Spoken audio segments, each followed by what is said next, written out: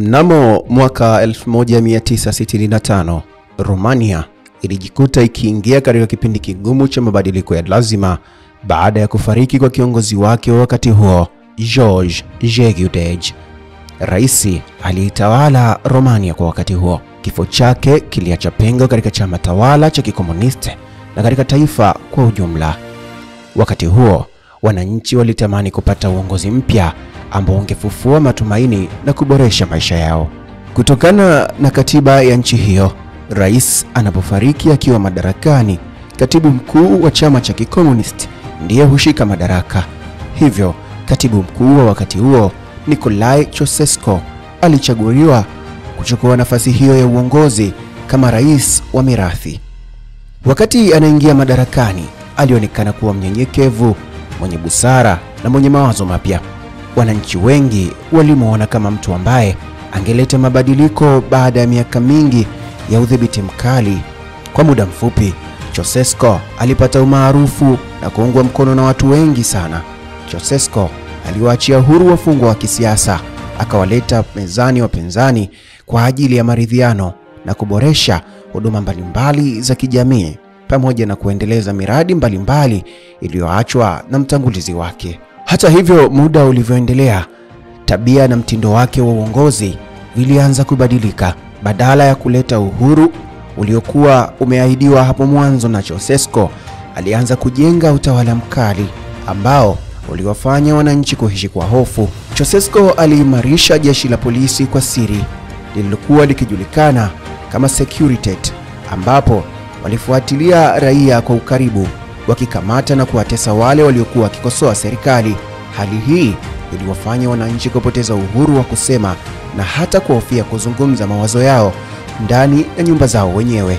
Wakati huo huo, Ceausescu alianza miradi mikubwa ya ujenzi iliyotumia fedha nyingi za taifa, hali iliyofanya taifa hilo kuingia katika deni kubwa la taifa.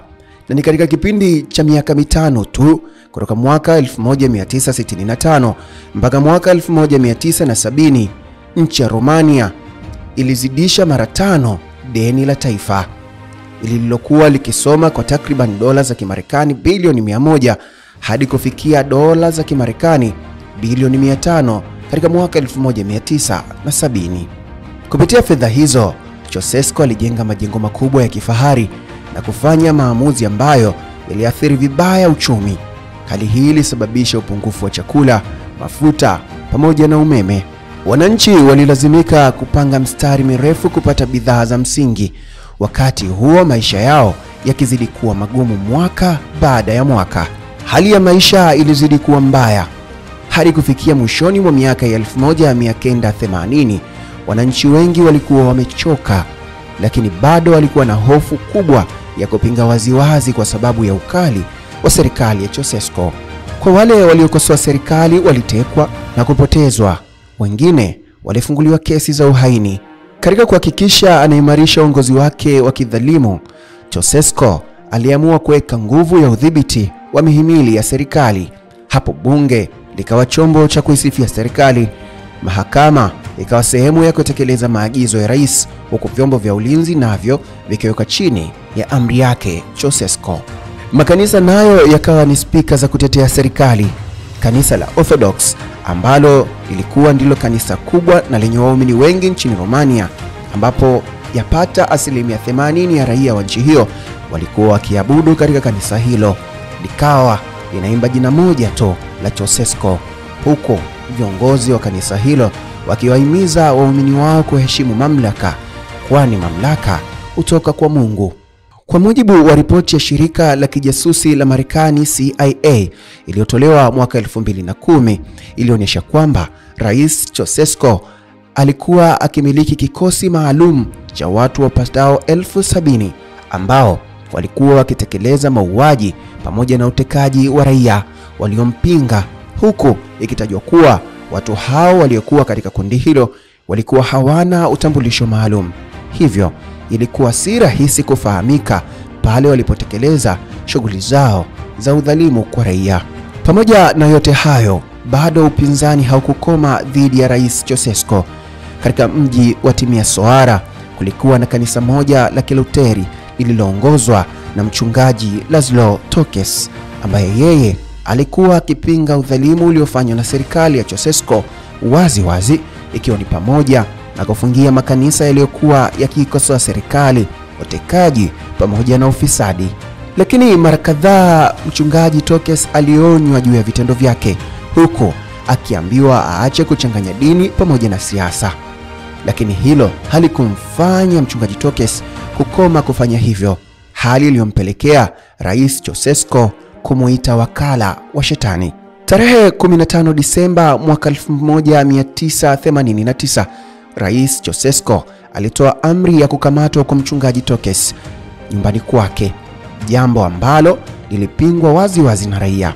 Maafisa usalama walipofika nyumbani kwa mchungaji Tokes, walikuta majirani na wananchi wamezingira nyumba yake wakizuia zoezi la kumkamata. Taarifa ilipofika ikulu kwa Rais Ceausescu, aliamuru yeyote anayepinga zoezi hilo auawe. Na kama agizo lilivyotaka, wananchi waliozingira nyumba ya mchungaji Tokes wengi walijeruhiwa na wengine zaidi ya 100 waliuawa katika siku hiyo, jambo ambalo liliibua hasira za wananchi na kusababisha maandamano makubwa. Mnamo Disemba 16, siku iliyofuata, maandamano hayo yalienea katika mji mzima wa Timisoara. Maandamano hayo yaligeuka haraka kuwa upinzani wa wazi dhidi ya serikali. Serikali ilijaribu kuyamaliza kwa kutumia nguvu, ikiwapiga risasi raia wasio na silaha, lakini tukio hilo halikuleta ukimya.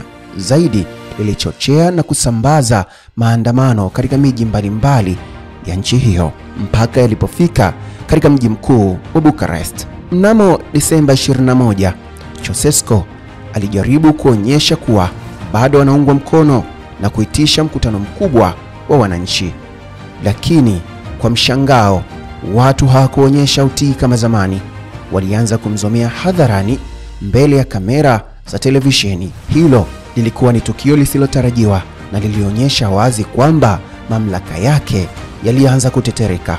Siku iliyofuata, Disemba 22, maandamano yalienea mitaani kote mjini Bucharest. Watu walikusanyika kwa wingi wakipaza sauti zao dhidi ya serikali. Kwa mara ya kwanza, jeshi lilichagua kuunga mkono wananchi badala ya kupinga. Hapo ndipo nguvu ya utawala wa Ceausescu ilipoanza kuanguka rasmi.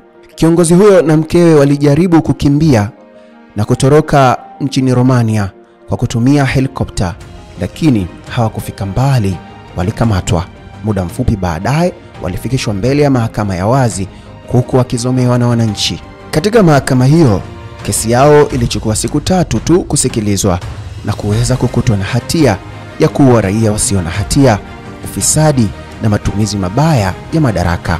Siku hiyo ya tarehe 25 Disemba mwaka 1989, Ceausescu na mkewe walihukumiwa kifo na kupigwa risasi hadharani mbele ya raia wengi, huku shangwe likitawala kwa raia waliofurahia tukio hilo.